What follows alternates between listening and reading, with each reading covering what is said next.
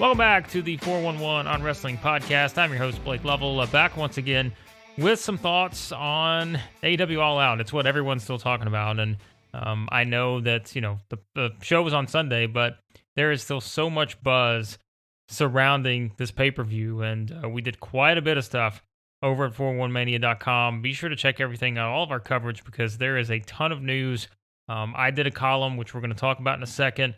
Also put together some YouTube videos that we mentioned here previously. You can find those on the YouTube channel. I did a video on the hype surrounding a lot of people wondering, is this one of the greatest pay-per-views in the history of professional wrestling? I went into that on one of our reaction videos on our YouTube channel, so I'll put the link to that in the show notes. You can check that out as well. But wanted to continue the theme of talking about Bryan Danielson and Adam Cole specifically, which we did that on the previous episode of the podcast, which I did immediately after All Out on Sunday night, and now had a little bit more time to really think about the impact of these two guys jumping from WWE to AEW. And that was one of the things that I brought up previously, was this was sort of an unprecedented situation when you have two active members of the WWE roster, but not just anyone, two guys who were positioned at the very top of their brand. Bryan Danielson, I'm going to continue to call him Daniel Bryan sometimes. There's no doubt that's going to happen. So eventually we'll just go all Bryan Danielson, but there will be times, I promise you, where I will call him Daniel Bryan. He's someone who's main evented WrestleMania, the most recent WrestleMania. He was there. He won the main event WrestleMania 30. So a top main eventer who was on SmackDown at the time leaves WWE to go to AEW. Adam Cole, top star, top face on NXT over the past several years now. He does the same, and I talked about sort of how unprecedented that was for this particular era, and that brought up a lot of discussion about how does this compare to the biggest sort of jumping ship moment we've talked about in wrestling history, which of course was Scott Hall and Kevin Nash jumping from WWF to WCW in 1996. And CM Punk actually he mentioned this about how, he thought that, I think he said this in the press conference afterwards, about how he thought this was bigger in terms of, Danielson and Cole jumping than perhaps Hall and Nash's jump. I know a lot of people will immediately look at that and say, well, how could he possibly say that? How can he possibly think that? But also, we had a comment on 411mania.com, one of our reviews. I'll give a shout out to the commenter, Sid's Got Scissors, which that username in and of itself, pretty fantastic. But I wrote a column and I mentioned this, the comment that was made on one of our reviews about the Hall and Nash comparison. And that was what Sid's Got Scissors, again, username, that was one of the things that was brought up in that comment, was this may be that moment. Do we look back and say this was sort of that moment for this generation to look at this and say, Bryan Danielson, Adam Cole, two active WWE stars, main event level in their own, spot, which I think anyone, had Adam Cole gone to the main roster, who knows what the booking would have been like, because I think that's just the nature of things now. We're going to continue to use this Karrion Kross example, but there have been other examples too when it comes to someone making the jump from NXT to the main roster in WWE. We don't know how that would have looked, but we know that the potential was there for Adam Cole to be a top star on the WWE main roster. But he was a top star in NXT, and that's where we talk about Bryan Danielson. He was undoubtedly at the very top at one point of WWE. He was the biggest star in the company not that long ago. And now, they decide to make that move. And so I can understand the comparisons, whether it's, people commenting about it, whether it's Punk mentioning it. I get it, because in a sense, this is something, and I brought this up in the column, which I will link to in the show notes. This is just going to be a little bit more of a deep dive with some extended thoughts on that. But this is unprecedented for this era, because even when you had, people like Jon Moxley and Chris Jericho, I guess in a sense too, where these are former, top stars in WWE that left, and decided to ultimately wind up in AEW, this just feels different, because these are two people who, are coming over at the same time. And really, it feels like sort of the domino effect is what I mentioned in the column, was this is sort of the feeling of that all of these sort of chain events have led to this big domino falling where it's not just, a John Moxley coming over early in AEW's history.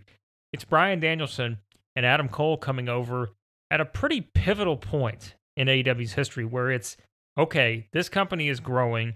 This company has a lot of momentum, just with the CM Punk return. Like all the momentum, the most momentum they've ever had.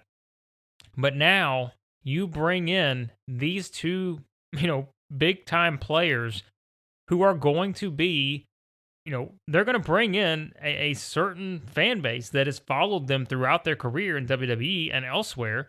That fan base is now going to seek out, watching Bryan Danielson and watching Adam Cole on a regular basis.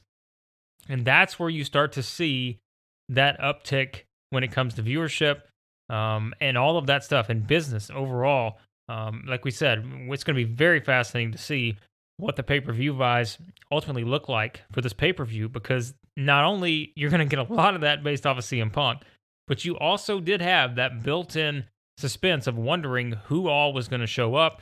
A lot more people, I think, felt confident, as we mentioned previously, that it was going to be Bryan Danielson, but I don't know that there was that same confidence that it was going to be Adam Cole there too.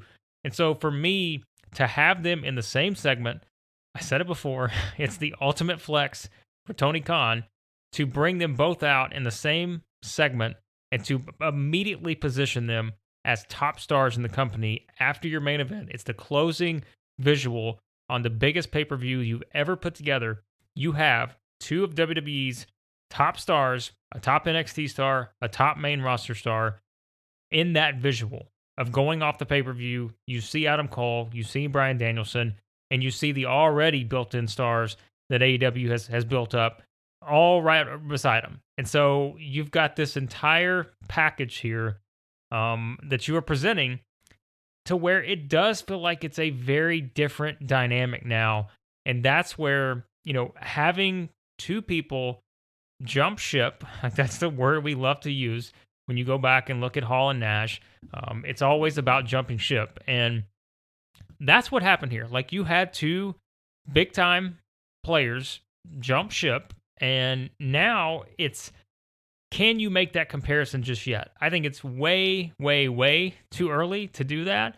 And I think that we won't know the answer to that question, which I sort of said in the column was about, we don't know the answer to this. It's fun to think about. It's fun to discuss. And I'm not going to balk at anyone who wants to have a fun and interesting discussion based around this, because it is one of the most exciting times we've had in professional wrestling in a long time. So let's allow people to be excited about it and to have these kind of fun discussions, because I think it's very interesting to think about. And it's maybe something on the surface that you don't necessarily think about and say, well, there's no chance, the audience, the viewership, none of that stuff is what it was back in the Attitude Era, or kind of at the beginning, the birth of the NWO, all of this other stuff.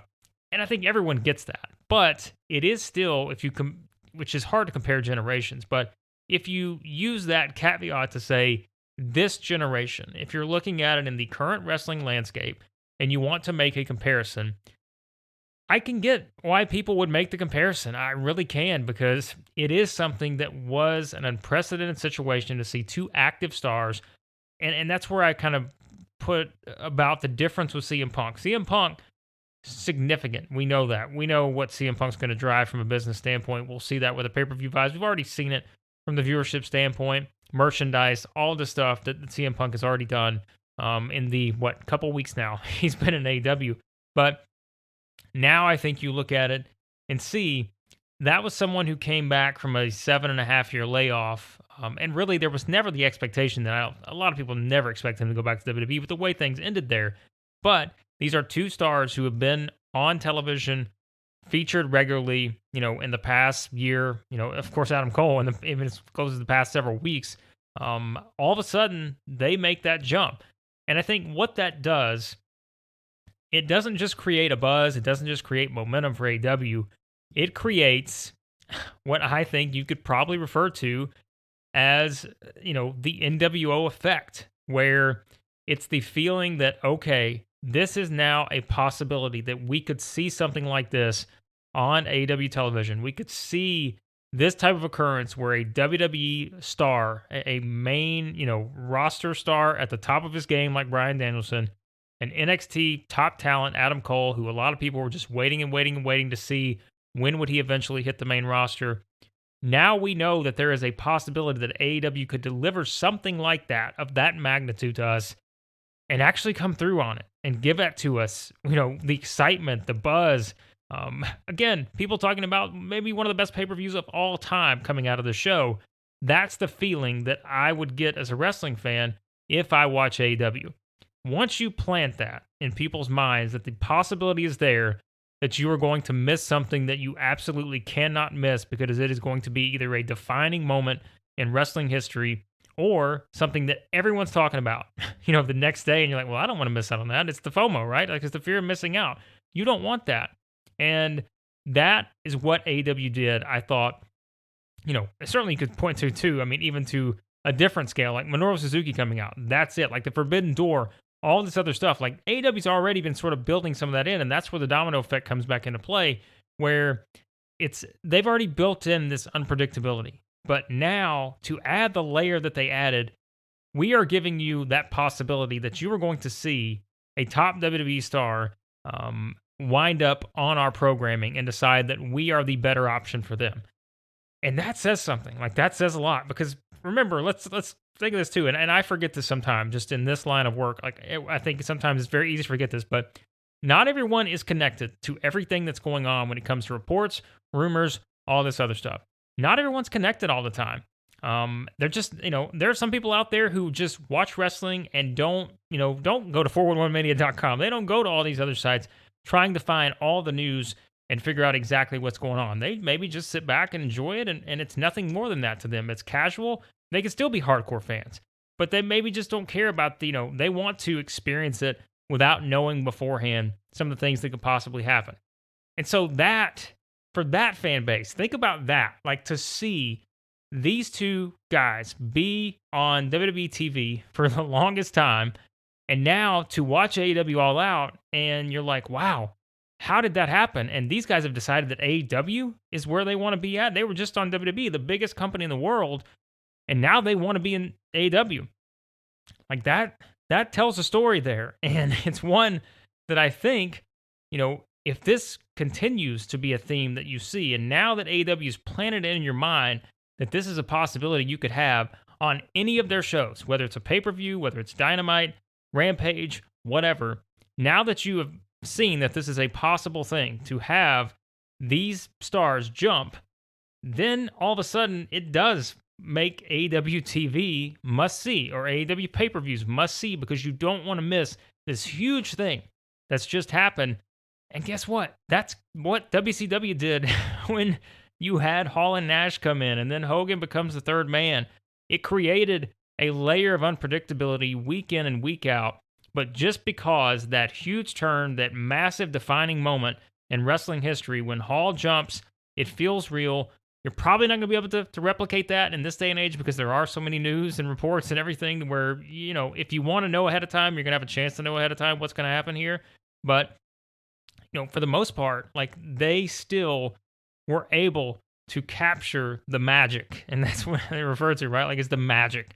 And they were able to capture that and plant that into your mind, that there was a possibility that you were going to see something you've never seen before. And for this particular era, we have not seen a jump like this, where you have these two stars, again, in the spots they were in, with the number one wrestling company in the world in terms of business, make that jump and say, all right, AEW, the competition, is a better place for me career-wise. And that's basically what you had here with Bryan Danielson and Adam Cole. And before we get into more of this, let's talking about you being the one that needs to make the jump. You're going to be the one that jumps ship to our friends at Manscaped. Don't know what you're using now when it comes to the below-the-waist grooming, but you need to jump ship to Manscaped, because support for 411 on Wrestling is brought to you by Manscaped, the best in men's below-the-waist grooming, the champions of the world in that category. Manscaped offers precision-engineered tools for your family jewels. Manscaped just launched their 4th-generation trimmer. You know where I'm going with this. The Lawnmower 4.0. You heard that right. The 4.0. You can join over 2 million men worldwide who trust Manscaped with this exclusive offer just for you, 20% off and free worldwide shipping. I said free worldwide shipping with the promo code 411wrestling at manscaped.com.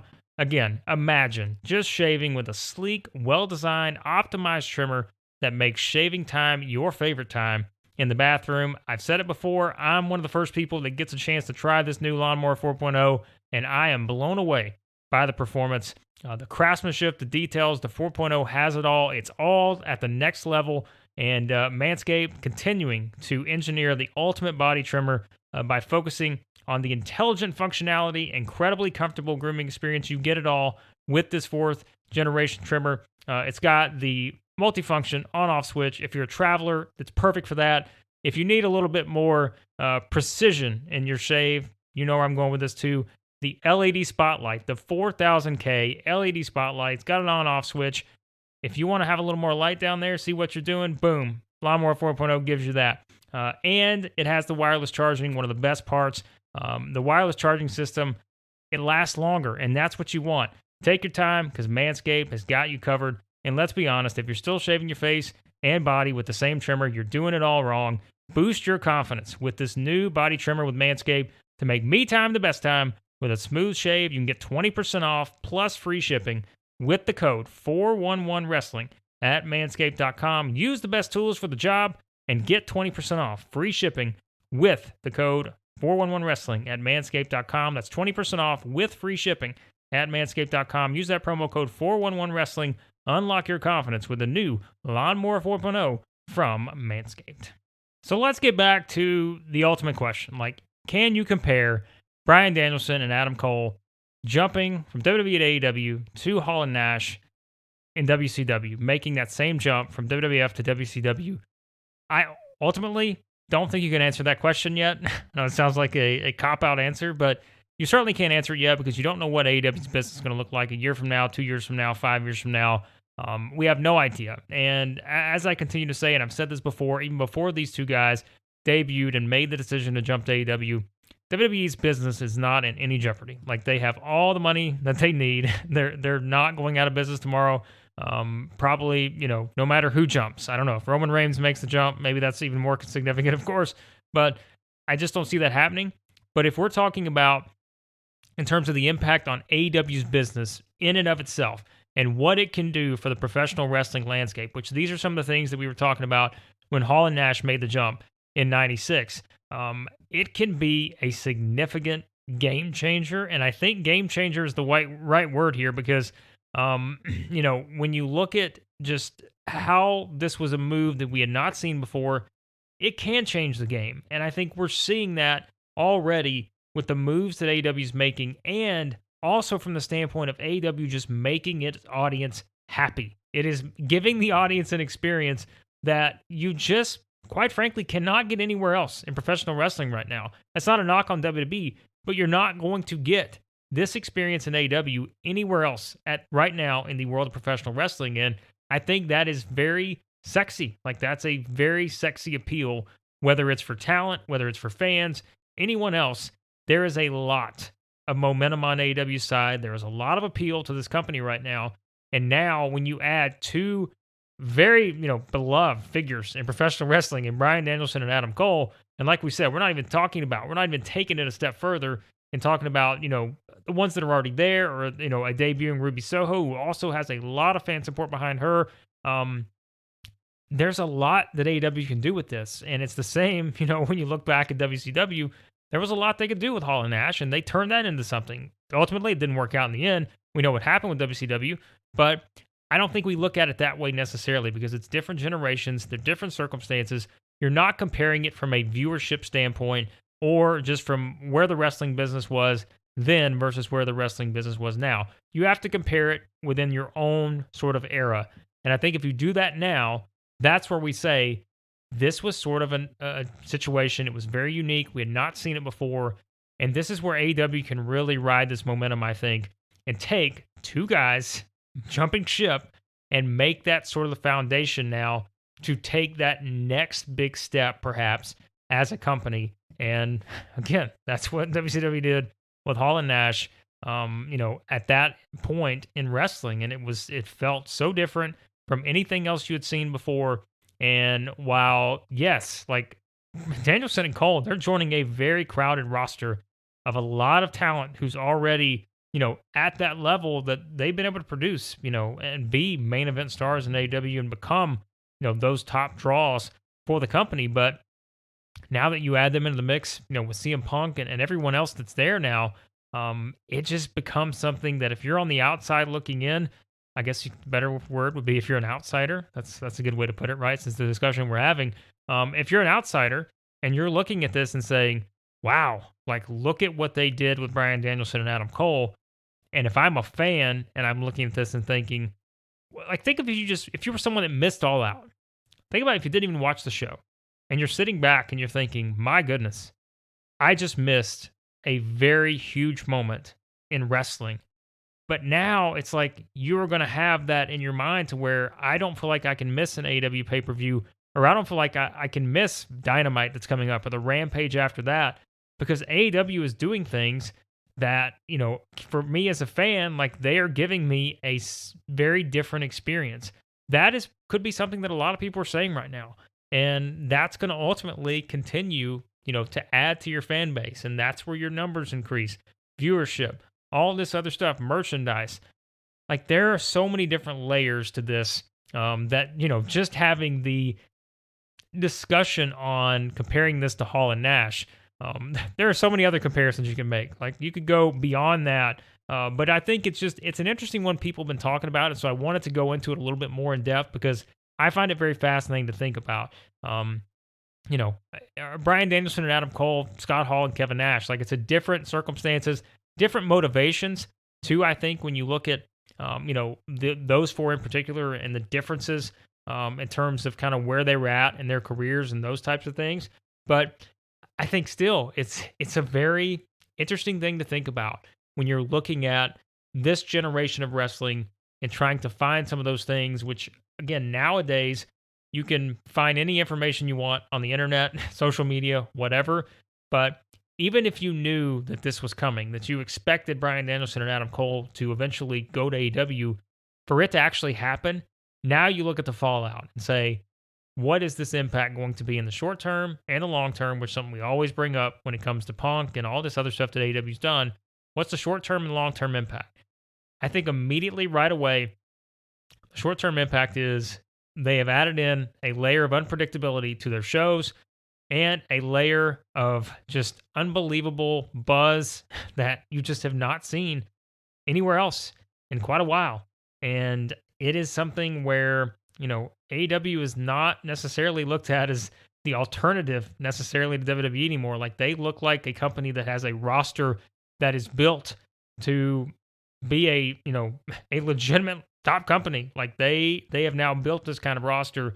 And that's where we say, if you have people that are deciding that AEW is a better fit for them career-wise, and they're not having to do it by necessity, they're doing it, voluntarily, saying, I don't have to go to AEW. I want to go to AEW. And if more top stars make that same type of decision, if you're someone in WWE and you're looking at that and you say, wow, that's very appealing to me, the more people that make that decision and the more momentum that swings your way, a lot of good things can happen. Just ask WCW in 1996. But of course, on the flip side, a lot of bad things can happen too, although I don't necessarily expect Tony Khan and company to go down that road, because I think there's another podcast, right? Like we could spend a lot of time talking about where things went wrong in WCW. But just in this era, it's something that just feels different. It feels so unique to everything that is going on. And I think it's only going to be something that adds to AEW's momentum at the moment. And it's going to be quite a ride to see where they go from here and can they build off of this. Because I think that they did something very special by having that visual of Bryan Danielson and Adam Cole both debuting within a span of a couple minutes on their biggest pay-per-view in history. I think that's going to, people are going to remember that. And I also think that means that there are going to be a lot of people who are going to really look at AEW and say, wow, like this may be the company that's, we've always talked about it, like who's going to be the one to ultimately take down WWE, to challenge WWE. We've talked about companies over the years. Impact, of course, has been one that's always been brought up. Of course, more so a little while back versus right now. But now you look at this and you say, this is a company with primetime players. They've got it all, and it's just a matter of continuing to grow. And that's why I think that the fallout from this is just going to be so interesting, and we will see where things go from here. But certainly an unbelievable period in professional wrestling right now. And you can check everything out we have going on over at 411mania.com to keep up with all of it. Check out all our news, our columns, reviews, everything over there. As I mentioned, I'll have the link to the column I wrote talking about the Hall and Nash comparisons with Danielson and Cole. I'll put that in the show notes. Be sure to read that. Nice little complimentary piece to this podcast. And also, be sure to check out our YouTube channel. More videos on the way. We're going to be doing a lot of those here coming up. We're going to also talk a little retro stuff we've got working on. So any people who are fans of, old school wrestling as well, we got some videos coming on that and some audio stuff here on the podcast. So I think you'll have a lot of fun with that as well. And as always, the link to the GoFundMe for Larry Zonka's family, we'll have that in the show notes. Be sure to continue to share and contribute to that if you can. And everything else, 411mania.com. Check it all out there. And thanks as always for listening to the podcast. And we'll talk to you next time here on the 411 on Wrestling Podcast.